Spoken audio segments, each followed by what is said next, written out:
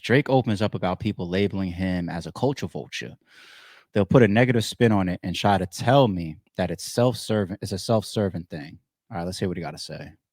I experience a lot of guilt tripping in my life where people are like, no, like this is like this would like this is like your fault essentially, or like, and my intentions are pure, you know, like it's the same way even in music, people will be like, oh, like, oh, you're a culture vulture, or like you know, like people will describe the collaborative efforts that I've put forth and the artists that I've picked up and lifted up, or shine a light on as me taking, you know, they'll put a negative spin on it and try and tell me, you know, that it's a self-serving thing or whatever. And I think I get really sensitive about that.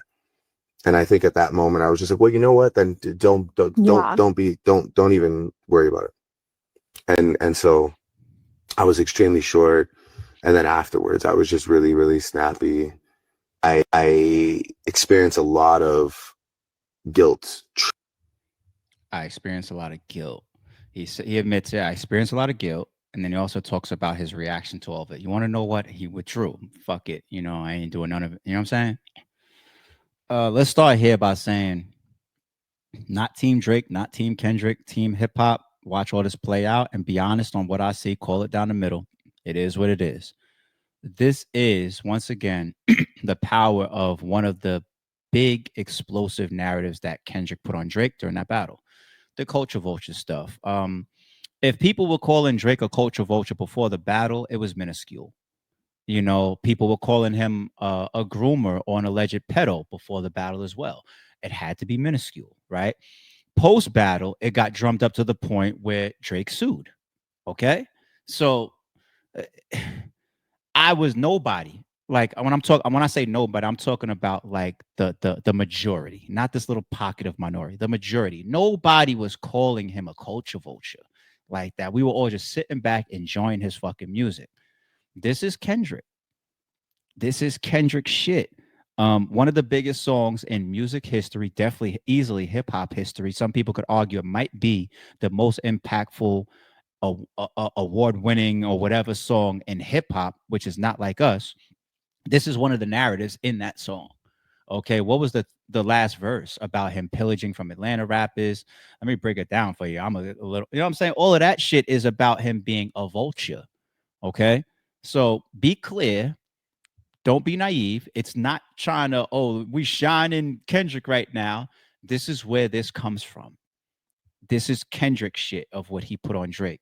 And fast forward to September, August 2025, Drake is admitting to the impact and how much guilt trip it put on him and how he had to retract. Now, the retraction is something that we saw as well. He pulled away from artists. The Khaled one was, I think, a big example. You know, like Khaled's talk about he's running around promoting. I got 2 Drake features or whatever, and Drake like tweeted some shit like, "What features?" Like, and I never heard anything specific, no specific beef between Khaled and Drake. All I heard was possibly it's because Khaled is very, very close to people that he don't fuck with. That's it. Like, let's say a Rick Ross. You know what I mean? I didn't hear anything specific about it. I don't remember that. But either way, Drake was cutting off a bunch of people. Fuck y'all. I gave you hits. I was there for you. I hung out with you. I got you the things, LeBron. Oh, y'all at the pop out concert now. Fuck all y'all. You know what I'm saying? So, like, he clearly displayed, and he's admitting to it now in 2025, or over a year later. So this is important to hear him say. The last part I want to say about this particular clip, then we're gonna move on, is Drake, you deserve backlash that you're getting for these type of interviews. The first time I probably even seen Bobby was in the Drake interview or whatever. I don't know her from nothing other than these recent interviews that have come out.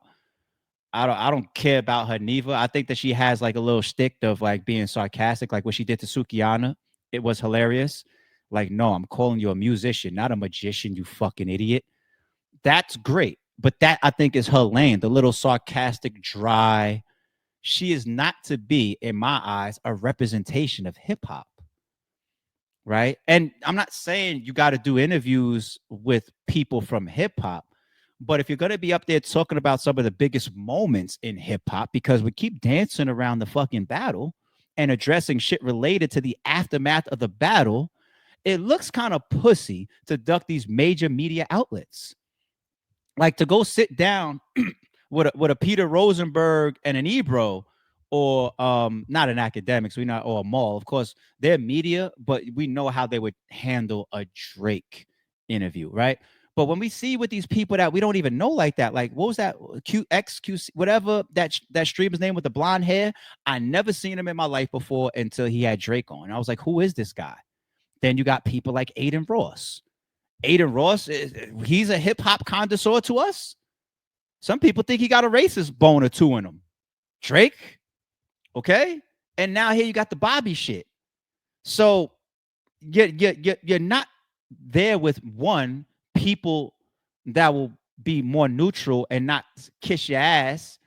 Two, people that'll actually go there with real fucking hip hop questions and have hip hop reputations. Okay. And three, the dancing around the elephant in the room. If you are not, if somebody is gonna drag you like this, or you have to be dragged along with the fans, yourself, the media, the entire hip-hop culture, if you never get in that fucking ring and throw the punches, you're gonna keep getting hit on forever. Sooner or later you got to step up to the bully, and in this case your bully is Kendrick. You are ducking these fades. We're even hearing you go after and address people that are in the aftermath, the byproducts, the dominoes. How much do we want to hear you take a shot at a Tyga or a Rick Ross when Kendrick is still right there? You can't, can you?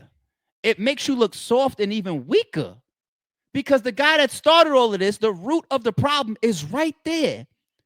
What is your get back for Kendrick? Let me guess.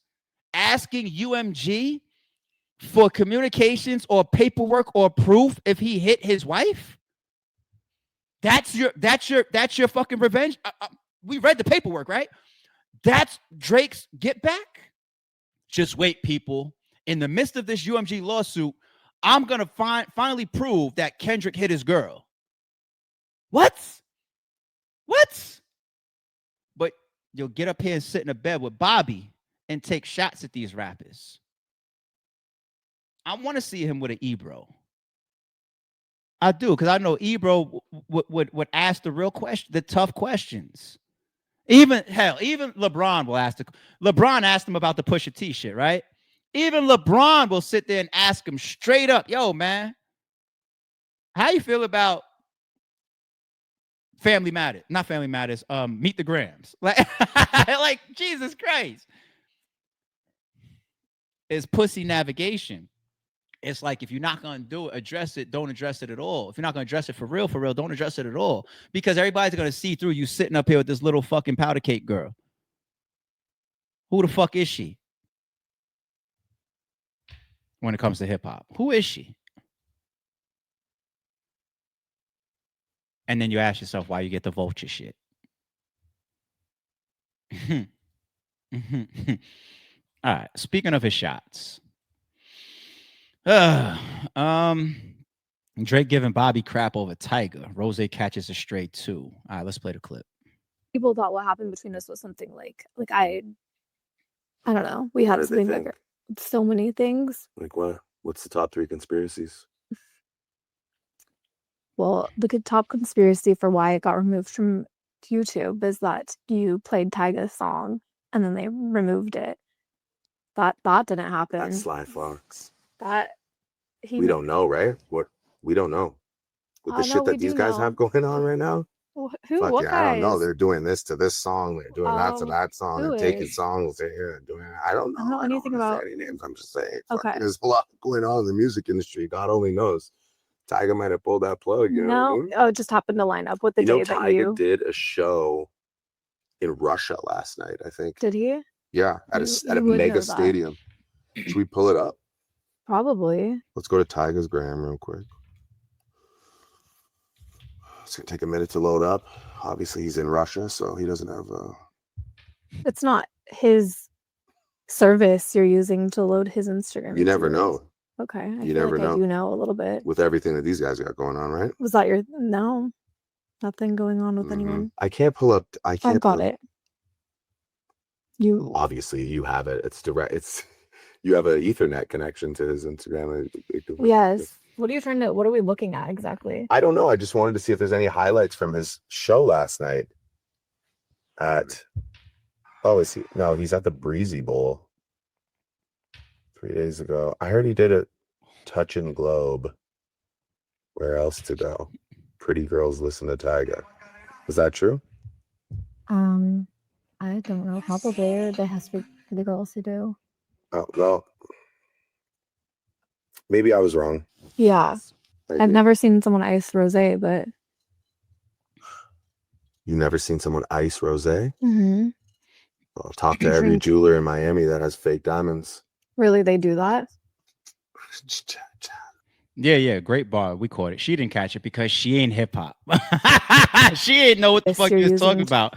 She has no fucking clue. But Drake, we catch it. So talk to us. Talk to us. But anyway, the Tyga thing, I didn't even really. It was all intentional. I mean, we're not stupid. Like, all right, cool. Drake, you want to get at him? Get at him.